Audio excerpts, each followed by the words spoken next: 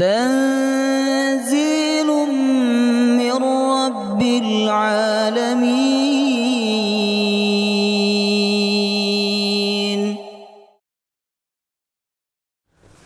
السلام عليكم ورحمة الله وبركاته.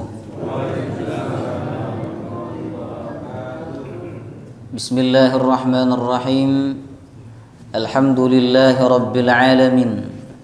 نحمده ونستعينه ونستغفره ونعوذ بالله من شرور أنفسنا ومن سيئات أعمالنا. من يهده الله فلا مضل له ومن يضلل فلا هادي له. أشهد أن لا إله إلا الله وحده لا شريك له وأشهد أن محمدا عبده ورسوله لا نبي ولا رسول بعده. اللهم صل وسلم على سيدنا ونبينا محمد وعلى آله وصحبه أجمعين. أما بعد. Alhamdulillah, segala puji bagi Allah yang mengumpulkan kita semua pada malam hari ini untuk mengambil pelajaran dari peristiwa spektakuler, peristiwa mukjizat yang pernah terjadi kepada baginda kita Nabi Muhammad sallallahu alaihi wasallam, yaitu peristiwa Isra Mi'raj. Tema Isra Mi'rajnya yaitu makna hakikat salat dalam Isra Mi'rajnya Rasulullah SAW. Bapak Ibu Subhanallah, sebelum kita membahas hakikat salat, kita perlu memahami ayat yang dibacakan oleh qari tadi, Ustadz Zainul Hasan. Zainul Hasan. Insyaallah. Maaf Ustaz. Ustaz Zainal Hasan. Karena ayat ini ada kaitan yang sangat erat dengan salat ya. Walaupun di dalam ayat tersebut tidak disebutkan kata salat. A'udzubillahi minasyaitonir rajim. Subhanalladzi asra bi'abdihi lailan minal masjidil haram ilal masjidil aqsa alladzi barakna haulahu linuriyahu min ayatina innahu huwas samiul basir. Maha suci Allah yang memperjalankan hambanya. Ketika Allah bercerita tentang Isra'nya Nabi sallallahu alaihi wasallam, Allah memulai dengan kalimat tasbih, subhanalladzi. Allah tidak memulai dengan alhamdulillahilladzi. Allah tidak memulai dengan kalimat yang lain, tapi Allah memulai dengan subhanalladzi, maha suci Allah. Maha suci Allah. Allah memulai dengan tasbih, Bapak Ibu. Allah tidak memulai dengan takbir. Allah tidak memulai dengan tahmid. Allah memulai dengan tasbih, jemaah rahimakumullah. Kenapa Allah memulai dengan tasbih? Tasbih adalah menjauhkan segala sesuatu yang tidak pantas disandarkan kepada Allah Subhanahu wa taala. Karena Allah Subhanahu wa taala ingin mensucikan dirinya dari tuduhan orang-orang kafir Mekah saat itu yang menuduh bahwa Isra Mi'raj ini adalah rekayasa Nabi Muhammad sallallahu alaihi wasallam. Bapak Ibu, mereka mengatakan Nabi sebagai orang gila, dan mereka memang mencari momentum Bapak Ibu untuk mengatakan Nabi gila. Selama itu mereka mengatakan Nabi gila, tapi mereka tidak punya alasan, mereka tidak punya sebab, mereka tidak punya momentum. Namun ketika Nabi bercerita Isra Mi'raj, disitulah mereka menjadikan momentum, kesempatan untuk mengatakan Nabi sebagai orang gila. Jemaah rahimakumullah. Karena Nabi bercerita, tadi malam aku berangkat dari Mekah ke Palestina, kemudian setelah itu aku naik ke Sidratul Muntaha, aku bertemu dengan Allah, lalu aku turun dan aku sholat subuh di sini, kata Nabi SAW. Bayangkan bapak-bapak, ibu-ibu, jika ada di antara kita setelah sholat subuh berjamaah, ramai sekali orang yang hadir, kemudian panjenengan berdiri di depan, bapak-bapak, ibu-ibu semua, saya kabarkan bahwa tadi malam saya ke Palestina. Setelah dari Palestina, saya naik ke Sidratul Muntaha, bertemu dengan Allah Subhanahu wa taala. Saya sempat berdialog dengan Allah kurang lebih 10 menit misalnya. Kemudian saya turun ke bumi dan saya sholat subuh bersama panjenengan berjamaah di masjid ini. Apa yang akan dikatakan oleh orang-orang kepada panjenengan? Orang akan mengatakan, kamu salah minum obat apa? Jamaahkumullah. Kemudian kamu mungkin salah makan. Itulah yang dialami oleh Nabi SAW. Makanya ayat Isra Mi'raj diawali oleh Allah dengan tasbih. Subhan, maha suci Allah. Maha suci Allah, jamaahkumullah. Tasbih Bapak Ibu, itu tidak sesederhana yang kita bayangkan. Tasbih itu tidak hanya mengucapkan subhanalladzi atau subhanallah, tapi tasbih itu adalah menjauhkan Allah dari segala macam hal yang negatif. Bahkan kalau kita punya pikiran yang negatif, punya pikiran yang jelek tentang Allah, lalu kita lawan dan kita bersihkan pikiran itu, sesungguhnya kita sedang bertasbih kepada Allah Subhanahu wa taala. Kita pasti pernah mengalami pikiran negatif kepada Allah Bapak Ibu. Misalnya kita sudah taat, kita sudah melakukan sholat, sudah puasa, sudah menjadi orang baik, tapi ternyata kita diuji oleh Allah dengan kesusahan. Sedangkan tetangga kita, kawan kita, orang di sekitar kita, dia tidak sholat, dia tidak puasa, dia bermaksiat bahkan, jemaah rahimakumullah, tapi hidupnya mudah, jemaah rahimakumullah, rezeki lancar, badannya sehat. Mungkin kita akan bertanya kepada Allah, ya Allah, kenapa kok begini? Kenapa aku diperlakukan susah sedangkan aku yang taat kepadamu? Dan kenapa dia diperlakukan dengan mudah padahal dia bermaksiat kepadamu? Itu pikiran negatif Bapak Ibu. Kita sucikan pikiran kita. Kita sucikan pikiran kita dari pikiran negatif kepada Allah SWT, maka kita mengatakan subhanallah, maha suci Allah. Allah maha baik, Allah maha adil. Tapi itu tidak mudah, jemaah rahimakumullah. Misalnya lagi panjenengan punya anak, anaknya pinter, dari sekolah SD, SMP, SMA selalu juara satu, nggak pernah nggak juara satu Bapak Ibu. Subhanallah, suatu ketika anak panjenengan ikut daftar tes kuliah kedokteran, jemaah rahimakumullah. Setelah ikut tes Bapak Ibu, menunggu pengumuman. Setelah diumumkan ternyata anak panjenengan tidak lulus. Sedangkan teman anak panjenengan gak pernah ranking di sekolah Pak, gak pernah juara, gak terkenal sebagai orang pinter di sekolah. Subhanallah, dalam pengumuman itu lulus ada namanya dia. Apakah saat itu kita tidak punya pikiran negatif kepada Allah? Pasti ada Bapak Ibu. Mungkin kita akan berkata, ya Allah, inikah perlakuanmu kepada anakku? Anakku loh juara satu terus sekolah, kenapa kau tidak lulus? Itu pikiran negatif harus kita sucikan, jemaah rahimakumullah. Harus kita bersihkan. Apabila kita punya pikiran seperti itu, langsung kita bersihkan dengan kalimat subhanallah. Makanya kenapa kalimat tasbih Bapak Ibu, itu kalimat yang paling dicintai oleh Allah.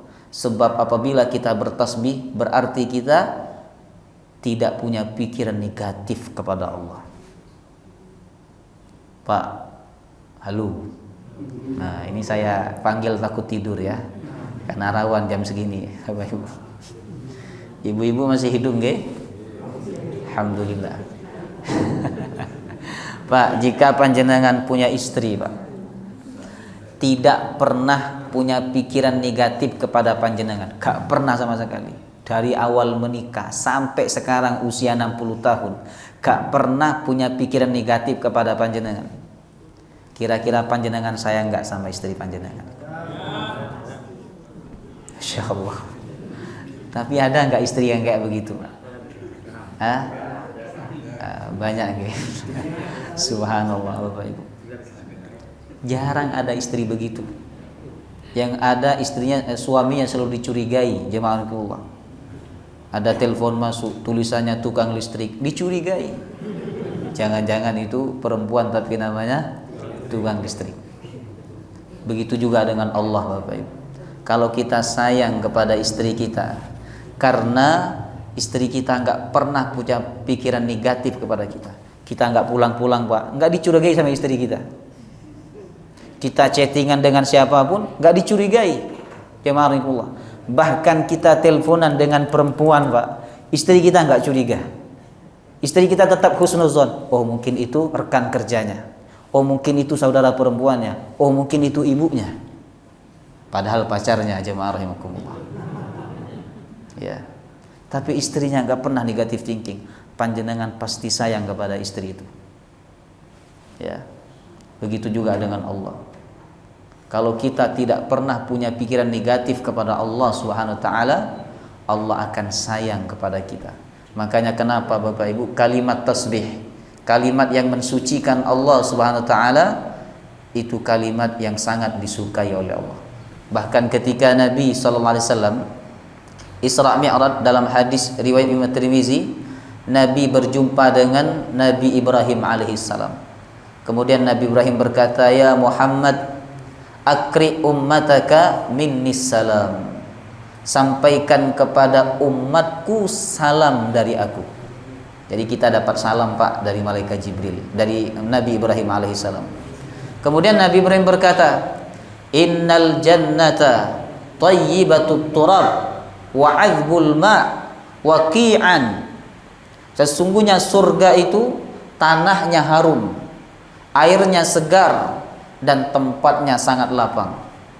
Wa ghirasuha, dan tumbuhan-tumbuhan di surga itu adalah subhanallah walhamdulillah wa la ilaha illallah wallahu akbar. Artinya, kalau kita mengucapkan kalimat tasbih itu Bapak Ibu, maka satu pohon di surga tumbuh.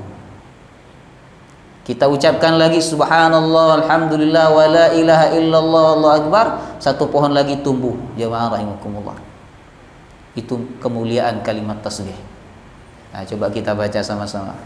Subhanallah walhamdulillah wa la ilaha illallah wallahu akbar. Subhanallah walhamdulillah wa la ilaha illallah wallahu akbar. Subhanallah walhamdulillah wa la ilaha illallah wallahu akbar. Kalau baca zikir itu ingat Ustadz siapa? Insyaallah almarhum ya, Ustadz Arifin Ilham, jamaah rahimakumullah. Kemudian Allah melanjutkan firman-Nya, Subhanalladzi asra bi'abdihi, maha suci Allah, alladzi asra bi'abdihi, yang memperjalankan hambanya. Allah tidak mengatakan yang hambanya berjalan, karena dalam peristiwa Isra Mi'raj tidak menggunakan kekuatan Nabi Muhammad, tapi menggunakan kekuatan dan kekuasaan Allah Subhanahu wa taala, Bapak Ibu. Kalau menggunakan kekuatan manusia tidak mungkin. Itulah kenapa banyak orang yang menolak peristiwa ini, jemaah rahimakumullah. Banyak orang yang tidak percaya karena mereka mengukur dengan kemampuan manusia. Secara kemampuan manusia, Bapak Ibu, tidak mungkin bisa ditempuh dalam waktu satu malam. Perjalanan yang sangat jauh dari Mekah ke Palestina itu jaraknya 1500 km, Bapak Ibu. Kalau ditempuh dengan jalan kaki kurang lebih 30 sampai 40 hari, jemaah rahimakumullah. Pakai mobil saya cek di Google sekitar 15 jam, Bapak Ibu. Sedangkan menggunakan pesawat kurang lebih 7 jam, jemaah rahimakumullah. Saat itu tidak ada kendaraan yang paling cepat. Sekarang saja kendaraan paling cepat tidak bisa menempuh dalam waktu 1 jam, jemaah rahimakumullah. Kemudian setelah itu naik dari Baitul Maqdis, naik ke Sidratul Muntaha, jemaah rahimakumullah. Kenapa naiknya dari situ, Bapak Ibu? Karena kata ulama, dari situlah tempat naik ke Sidratul Muntaha, jalannya lurus, tidak belok-belok. Jamaah rahimakumullah. Nah, itu tidak mungkin bisa dilakukan dengan kekuatan manusia. Makanya Allah mengatakan, alladzi asra bi'abdihi, yang memperjalankan hambanya, Allah yang berkuasa. Maka yang terpuji dalam peristiwa Isra Mi'raj itu adalah Allah Subhanahu wa taala, Bapak Ibu. Dalam ayat itu sama sekali tidak memuji Nabi Muhammad sallallahu alaihi wasallam. Jamaah rahimakumullah. Karena Allah tidak dibatasi tempat, Allah tidak dibatasi waktu, sehingga Allah Subhanahu wa taala tidak membutuhkan waktu untuk melakukan apapun yang dikehendakinya, dan Allah Subhanahu wa taala tidak dibatasi oleh tempat untuk melakukan apapun yang dikehendakinya. Idza arada syai'an ay yaqula lahu kun fayakun. Alladzi asra bi'abdihi, yang memperjalankan hambanya. Allah tidak mengatakan yang memperjalankan rasulnya, Allah tidak mengatakan yang memperjalankan nabinya, tapi Allah mengatakan yang memperjalankan hambanya. Jemaah rahimakumullah. Kenapa hamba, Bapak Ibu? Bukankah predikat tertinggi bagi nabi, bagi seorang manusia adalah ketika dia menjadi nabi dan rasul? Jemaah rahimakumullah. Tapi kenapa Allah menyebut hambanya? Kata ulama, karena puncak kemuliaan seorang manusia itu bukan ketika dia menjadi nabi, bukan ketika dia menjadi rasul, bukan ketika dia menjadi ustadz, menjadi kiai, menjadi tokoh, menjadi pemimpin. Tapi puncak kemuliaan manusia itu ketika dia menjadi hamba Allah Subhanahu wa taala, Bapak Ibu.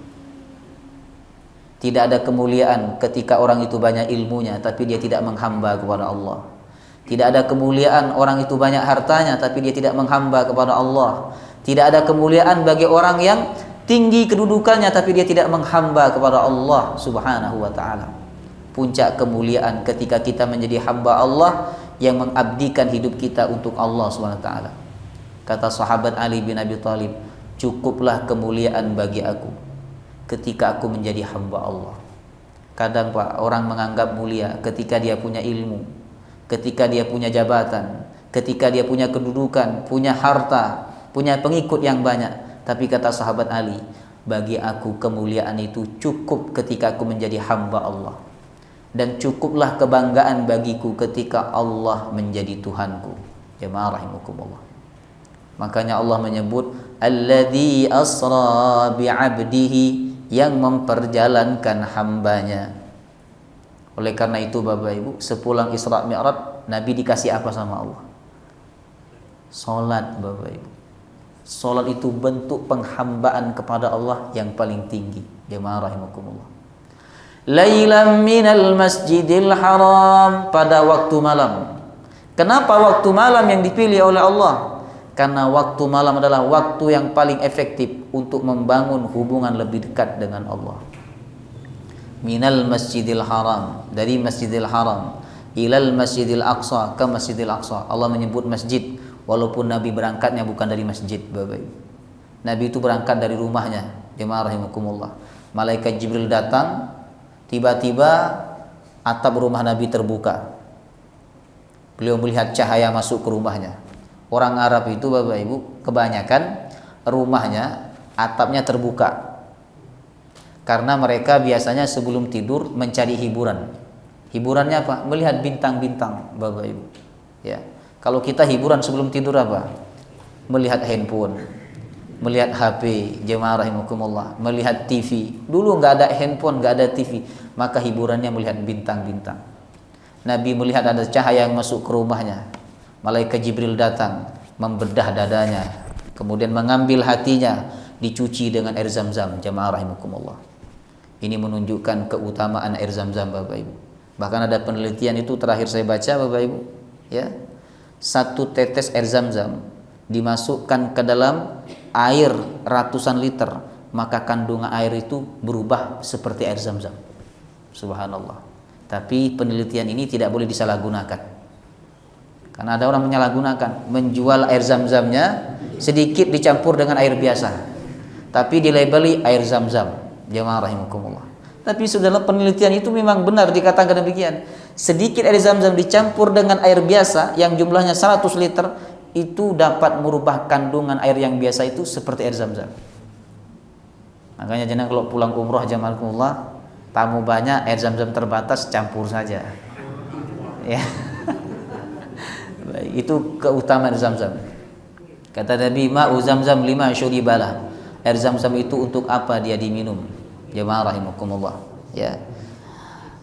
Lailan minal masjidil haram, Allah menyebut masjid walaupun Nabi berangkat dari rumah, karena Masjidil Haram itu Bapak Ibu tidak seperti yang kita bayangkan.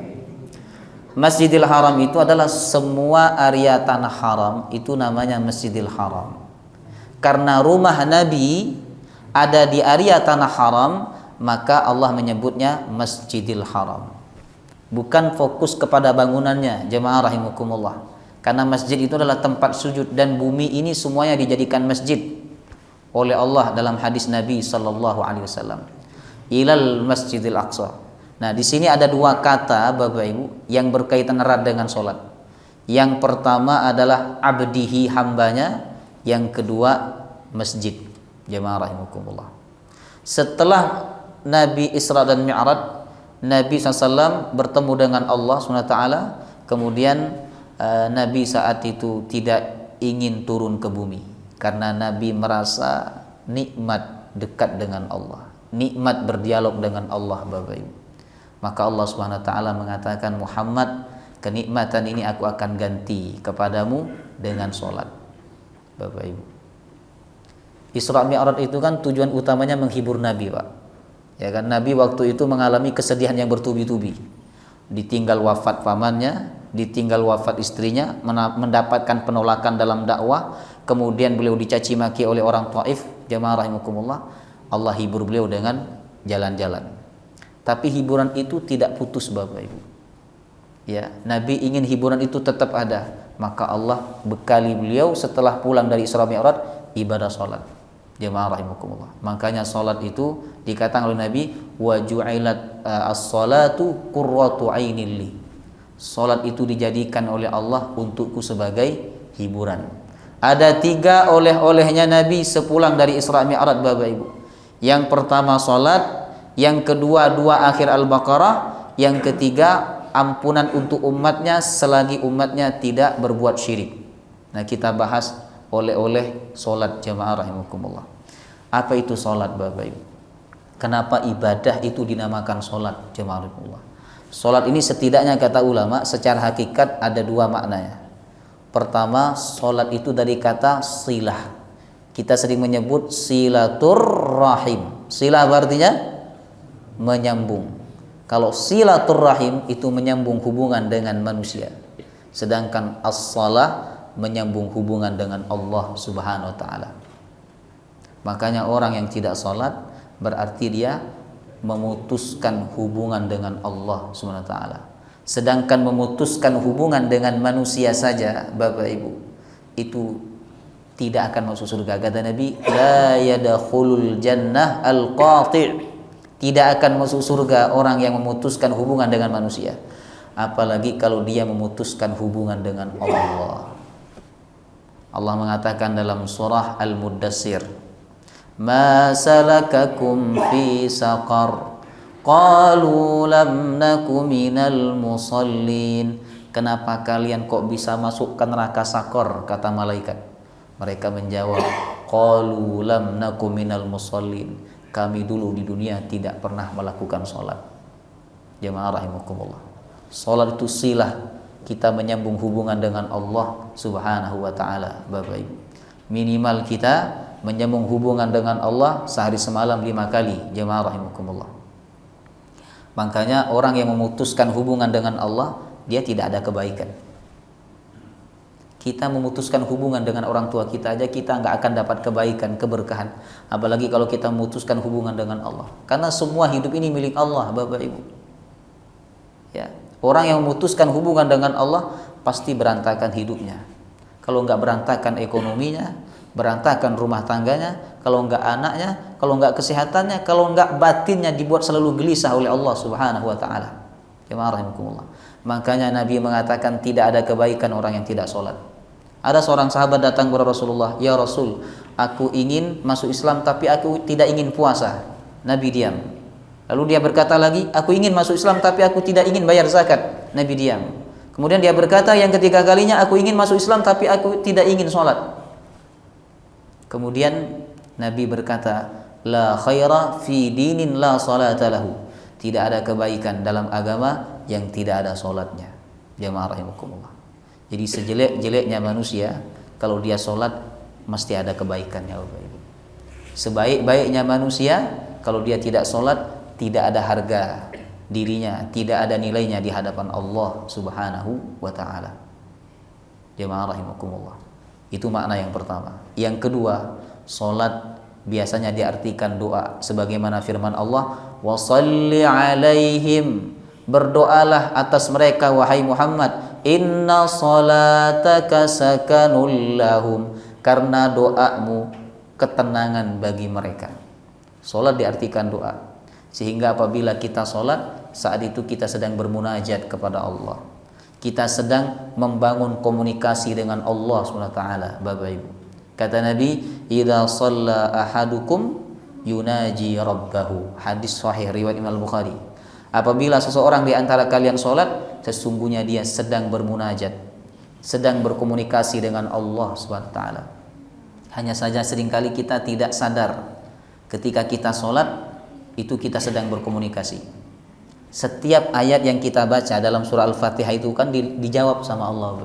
Dalam hadis riwayat Imam Al-Bukhari, "Alhamdulillahi Rabbil Alamin." Kata Allah, "Qasamtus shalah baini wa baina abdi nisfain." Kata Allah, aku bagi salat itu menjadi dua, sebagian untuk aku, sebagian untuk hambaku, kata Allah. Maka ketika hambaku berkata dalam salatnya, "Alhamdulillahi Rabbil Alamin." Segala puji bagi Allah, Allah merespon, "Hamidani abdi." Hambaku telah memuji aku. Ar-Rahmanir Rahim. Allah merespon, "Athna alayya abdi." Hambaku telah menyanjung aku. Maliki yaumiddin. Allah merespon, "Majjadani abdi." Hambaku telah mengagungkan aku. Iyyaka na'budu wa iyyaka nasta'in. Allah merespon, "Hadza baini wa baina abdi." Ini antara aku dan hambaku. Ihdinas siratal mustaqim. Bimbing kami ya Allah ke jalan yang lurus. Allah merespon, "Wali abdi ma sa'al." Bagi hambaku apa yang dia minta aku akan kabulkan. Setiap ayatnya direspon oleh Allah. Makanya ulama mengatakan ketika orang itu sholat, dia sedang berkomunikasi dengan Allah Subhanahu wa ta'ala. Subhanallah. Kalau kita baca Al-Fatihah, Pak, di luar sholat, itu nggak direspon sama Allah. Nggak direspon sama Allah, Bapak Ibu. Tapi ketika kita baca di dalam sholat, Allah meresponnya. Makanya baca Al-Fatihah niku sunnahnya per ayat. Alhamdulillahi Rabbil Alamin. Berhenti. Sambil membayangkan Allah merespon. Ar-Rahmanir Rahim. Jangan disambung-sambung. Itu biasanya sholat tarawih. Ya kan? Saya pun sama kadang menyambung, Bapak Ibu. Karena tuntutan kondisi ya. Jadi kadang ada teman-teman itu ketika jadi imam, Al-Fatihahnya satu nafas. Alhamdulillahirabbil alamin arrahmanir rahim maliki yaumiddin iyyaka na'budu wa iyyaka nasta'in ihdinas siratal mustaqim siratal ladzina an'amta 'alaihim ghairil maghdubi 'alaihim waladdallin. Ya kan? Kadang satu nafas. Nah, itu nggak bisa dinikmati, Bapak Ibu. Ya kan? Tapi orang-orang sukanya begitu, imamnya ikut, jemaah rahimakumullah. Ya kan? Karena imam ini kan diundang. Imam menyesuaikan. Jemaah rahimakumullah. Ya, kalau nggak gitu nanti nggak diundang lagi imamnya. Apa nggak usah diundang itu Ustaz itu kelamaan lah imam tarawih, nggak usah diundang. Jemaah rahimakumullah. Ya. Subhanallah, makanya baca Al-Fatihah itu sunnahnya per ayat. Rasakan kenikmatannya, Bapak Ibu. Jangan kalau baca Al-Fatihah di dalam sholat disambung-sambung, itu akan beda nikmatnya dengan ketika panjenengan baca per ayat jemaah. Alhamdulillahi rabbil alamin. Sambil dibayangkan Allah merespon setiap ayatnya. Bapak Ibu.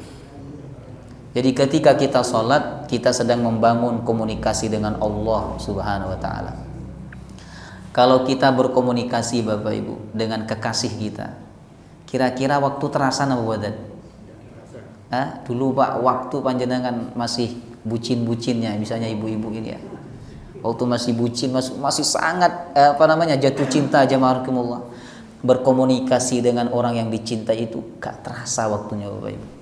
1 jam, 2 jam itu gak kerasa jamaah rahimakumullah. Ya, subhanallah. Nah, begitu juga siapa yang pantas untuk kita jadikan kekasih? Allah Bapak Ibu. Siapa yang paling pantas? Allah jemaahullah. Manusia itu sebenarnya tidak pantas kita jadikan kekasih. Kenapa? Kadang merugikan dia, Bapak Ibu. Ya. Kadang manusia itu merugikan kita. Tapi Allah, pernah nggak Allah merugikan kita? Tidak jemaahullah. Allah itu baik. Dulu kita nggak punya apa-apa, sekarang dikasih oleh Allah banyak apa-apa, Bapak Ibu. Kalau ada orang, kita benci sama orang itu, Bapak Ibu. Kita benci sama orang itu. Tapi ternyata orang itu ngasih sesuatu kepada kita. Kita dikasihnya rumah, dikasihnya mobil, dikasihnya duit. Kira-kira berubah nggak hati kita? Berubah. Kita jadi cinta kepada dia. Kita jadi sayang kepada dia. Ya kan? Ibu-ibu misalnya benci sama suaminya. Dari pagi sampai siang nggak ditegur suaminya. Suaminya berangkat kerja, "Ma, berangkat, Ma." Gak ada jawabannya sama sekali. Gak ada jawabannya. Suaminya pulang kerja, "Assalamualaikum," gak dijawab. Tanya makanan, gak direspon. Jazakallah. Sampai suaminya bingung. Akhirnya sore-sore suaminya datang kepada istrinya, "Ma, ini ada uang buat mama. Gak banyak, cuma 10 juta saja." Jenengan tetap benci gak sama suami ibu-ibu? Berubah jemaah rahimakumullah. Itulah manusia, sayang karena dia diberi, Bapak Ibu. Begitu juga yang pantas kita sayangi, yang pantas kita jadikan sebagai kekasih sesungguhnya Allah. Karena Allah memberikan banyak hal kepada kita semua, jemaah rahimakumullah. Makanya Bapak Ibu, ketika kita sadar bahwa ketika kita sholat itu kita sedang berkomunikasi dengan kekasih kita, Allah Subhanahu wa taala, niscaya waktu yang panjang itu tidak terasa. Bahkan ketika kita sakit pun kita nggak akan terasa jemaah Allah. Sebagaimana Nabi Muhammad, Nabi itu sholat Bapak Ibu, sempat sholatnya panjang sekali, berdirinya sampai kakinya bengkak jemaah Allah. Kita pernah nggak Pak bengkak kaki kita karena sholat? Enggak, paling bengkak karena asam urat Bapak Ibu. Jemaah rahimakumullah. Nabi itu bengkak kakinya karena lamanya beliau berdiri dalam sholat. Jemaah rahimakumullah. Ya. Tapi kok tidak terasa sakit itu? Kenapa Bapak Ibu? Itu nikmat berkomunikasi dengan kekasih. Sama seperti kisah Nabi Yusuf alaihissalam. Ketika Nabi Yusuf keluar dari ruangan, para wanita terpukau dengan wajahnya. Tanpa mereka sadari, mereka sedang mengiris tangan mereka sendiri. Kenapa sakit itu tidak terasa jemaah Allah? Karena nikmat dengan melihat wajah Nabi Yusuf alaihissalam. Bagaimana dengan berkomunikasi di dalam sholat dengan kekasih semua manusia, yaitu Allah Subhanahu wa taala. Makanya Bapak Ibu jemaah rahimakumullah, hiburan bagi Nabi SAW adalah sholat. Ya, sholat. Nabi mengatakan wa ju'ilatis sholatu qurratu ainilli. Sholat itu Allah jadikan bagiku sebagai penghibur. Kalau Isra Mi'raj itu hiburan yang semalam saja hiburannya, tapi kalau sholat itu bisa hiburan setiap hari. Jemaah rahimakumullah.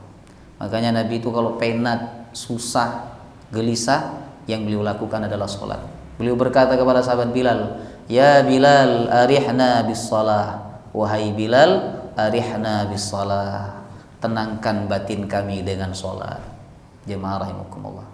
Sholat itu kalau dilakukan dengan benar Bapak Ibu akan menjadi sumber kebahagiaan. Jemaah rahimakumullah. Ya, dan sumber kecukupan. Ada cerita menarik nih sebelum saya tutup. Dikisahkan dalam sebuah riwayat jemaahullah, ada seorang orang miskin tapi tekun melaksanakan sholat, Bapak Ibu. Suatu ketika suaminya, seorang laki-laki yang miskin ini pulang dari masjid, kemudian dia melihat anak-anaknya pada tidur. Dia tanya sama istrinya, "Wahai istriku, apakah anak-anak kita sudah sholat?" Kata istrinya, "Shh, shh. Mereka belum sholat." Kata suaminya, "Bangunkan mereka untuk sholat."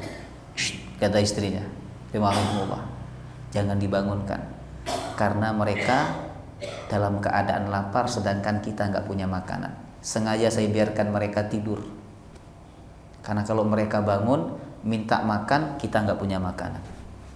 Lalu kemudian suaminya ingat firman Allah, "Wa'mur ahlaka bis salati wastabir 'alaiha la nas'aluka rizqa nahnu narzukuk." Perintahkan keluargamu untuk sholat dan sabarlah atas melaksanakan sholat. La nas'aluka rizqa, kami tidak minta rizki kepadamu, kata Allah. Nahnu narzukuk, kamilah yang akan memberikan rizki kepadamu. Jadi ketika Allah menyuruh kita sholat, Bapak Ibu, Allah menyebut rizki. Kata suaminya, "Bangunkan anak kita." Bangunkan, dibangunkan oleh istrinya. "Anak-anak, bangun, sholat." Mereka pun sholat, Bapak Ibu. Setelah sholat jemaah rahimahullah, subhanallah, ada suara ketokan pintu. "Assalamualaikum," dibuka sama laki-laki itu. Ternyata seseorang mengantarkan makanan, jemaah rahimahullah. Lalu laki-laki itu bertanya, "Kenapa Anda mengantarkan makanan ke rumah kami? Anda ini siapa? Anda tidak kenal kami pun juga tidak kenal dengan Anda." Lalu dia berkata, "Sebenarnya makanan ini bukan untuk Anda awalnya. Makanan ini awalnya ingin kuberikan kepada seseorang yang aku sayangi, seseorang yang aku cintai sebagai hadiah untuknya. Tapi ternyata aku sudah memanggilnya, sudah mengetok pintunya, namun tidak ada respon dari dia. Entah apakah dia sudah tidur, ataukah dia sakit, ataukah dia tidak ada di rumah, saya tidak tahu. Akhirnya aku berkata kepada Allah, ya Allah, aku akan berikan makanan ini kepada orang yang mana langkahku berhenti di depan rumahnya." Subhanallah. Dia pun melangkah dan kata dia ini, "Kakiku berhenti di depan rumah kamu, maka makanan ini sekarang aku berikan kepadamu." Subhanallah. Jemaah rahimakumullah. Akhirnya laki-laki yang miskin itu tadi berdoa kepada Allah, "Rabbi ja'alni muqimas salati wa min dzurriyyati rabbana wa taqabbal du'a." Ya Allah, jadikan aku dan anak keturunanku orang yang istiqomah menegakkan sholat. Karena dengan menegakkan sholat itu Allah cukupkan rezekinya, jemaah rahimahullah.